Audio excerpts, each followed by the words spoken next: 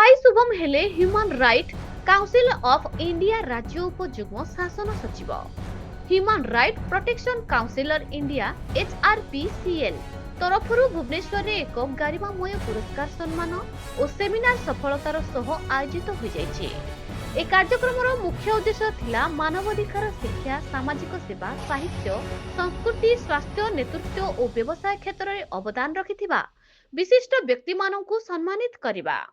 कार्यक्रम रे सीआरपीएफ रो उपमहानिर्देशक डीआईजी श्री तारिक हुसैन खान मुख्य अतिथि भावे जोगदे मानवाधिकार शिष्टाचार और देश सेवा उपरे मूल्यवान मत प्रकाश करथिले।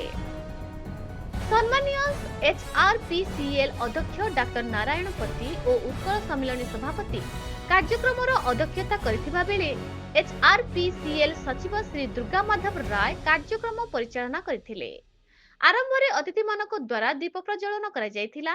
एही अवसर में विभिन्न क्षेत्र में अवदान पाई श्री नारायण प्रसाद दास परिवेश सुरक्षा और समाज सेवा, श्री किशोर चंद्र दीक्षित इंग्रजी साहित्य, श्री समचंद्र महांती ज्योतिष और आध्यात्मिक विज्ञान, श्रीमती रश्मिलेखा साहानी शिक्षा और सामाजिक नेतृत्व, श्री राजकिशोर कुलायार बैंकिंग और आर्थिक नेतृत्व, श्रीमती कौशल्या नायक सामाजिक कार्य, श्री सौम्य रंजन महांती नेतृत्व और संगठन परिचालना, श्री मानस रंजन महापात्र सामाजिक सेवा और मानवाधिकार प्रचार और श्री ज्ञानेन्द्र नारायण सादांगी मानव स्वास्थ्य को सम्मानित करा जायतिला। यह एक सांस्कृतिक कला पुरस्कार श्री संतोष कुमार महाकुड़ को प्रदान करा जायतिला। साहित्य क्षेत्र में जीवन धारार पुरस्कार विशिष्ट साहित्यक श्री नवकृष्ण मिश्र को दिया जायतिला। साहित्य क्षेत्र में श्रीमती मीरा त्रिपाठी को मध्य सम्मानित करा जायतिला।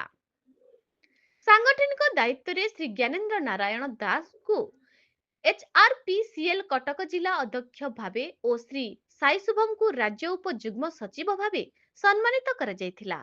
एही अवसर रे व्यवसाय उत्कृष्टता पुरस्कार श्री ज्योतिष प्रसाद माझी और श्री दीपुन सिंह को प्रदान करा जायतिला। सम्मान परे HRPCL पक्षरु कहा जायतिला जे एपरि सम्मान समारोह माध्यम रे समाज रे सकारात्मक कार्य करुथिबा व्यक्ति मानकु प्रेरणा मिली थाए एवं आगामी दिन में मध्य एपरि कार्यक्रम आयोजन करा जिवो। Bureau report news Odisha TV.